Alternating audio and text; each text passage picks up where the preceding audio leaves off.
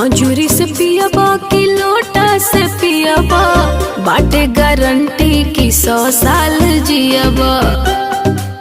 हो चले अब जवानी बस बनल रहे, हई देहिया बुढ़ौती ले टानल रहे। खाई कर राजा हो मुर्गा के टंगरी, हो मुर्गा के टंगरी। ठोपे ठोपे ठोपे ठोपे हमके पियाई तो रहो तनी रसवा के गगरी। ठोपे ठोपे हमके पियाई तो रहो तनी रसवा के गगरी। ठोपे ठोपे हमके पियाई तो रहो तनी रसवा के गगरी।